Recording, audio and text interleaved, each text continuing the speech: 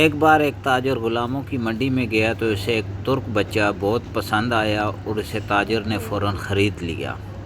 تاجر نے بچے سے پوچھا تمہارا نام کیا ہے؟ لڑکے نے جواب دیا جناب میں اپنا نام بتا کر اپنے نام کی توہین نہیں کرنا چاہتا، میں غلام ہوں، اس لیے آپ جس نام سے پکاریں گے وہی میرا نام ہوگا۔ تاجر کو اس جواب پر حیرت ہوئی، لیکن اسے یہ بات پسند آئی کہ بچے میں عزت نفس کا احساس باقی ہے۔ تاجر نے اس بچے پر خاص توجہ اور اس کی تعلیم اور تربیت کا انتظام کیا۔ بچے نے بہت جلد تلوار بازی، تیر اندازی اور شاہ سواری میں ایسی مہارت حاصل کی کہ خود تاجر حیران رہ گیا۔ غزنی کا بادشاہ شہاب الدین غوری ایک بار گھوڑوں کی دوڑ کا مقابلہ دیکھ رہا تھا۔ تاجر اپنے غلام کو لے کر اس کے پاس پہنچا اور کہا حضور میرے اس غلام کو گھوڑ سواری میں کوئی نہیں ہرا سکتا۔ بادشاہ نے مسکرا کر لڑکے سے پوچھا تم کتنا تیز گھوڑا دوڑا سکتے ہو؟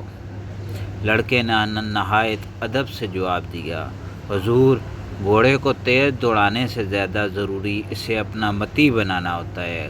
غوری نے چونک کر اسے دیکھا اور ایک بہترین گھوڑا اسے دیتے ہوئے کہا تو لڑکے تم اس گھوڑے کو اپنا متی و فرما بردار بنا کر دکھاؤ۔ لڑکا اچھل کر گھوڑے پر بیٹھا اور کچھ دور اسے چلا کر لے گیا اور پھر پلٹ کر واپس آیا۔ لوگ یہ دیکھ کر حیران رہ گئے کہ واپسی میں بھی گھوڑا اپنے سموں کے نشان پر ہی چلتا ہوا آیا۔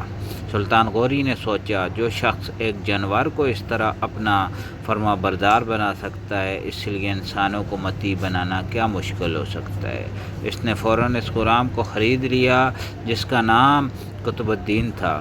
ترکی میں ایبک انگلی کو کہتے ہیں اور شل کا مطلب ہوتا ہوا ٹوٹا ہوا۔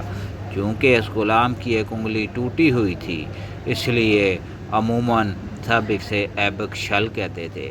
پھر ایبک اس کے نام کا جز بن گیا اور اس نے قطب الدین ایبک کے نام سے ہندوستان پر حکومت کی۔ دلی کی قوت اسلام مسجد اور قطب مینار اس کی یادگاریں ہیں۔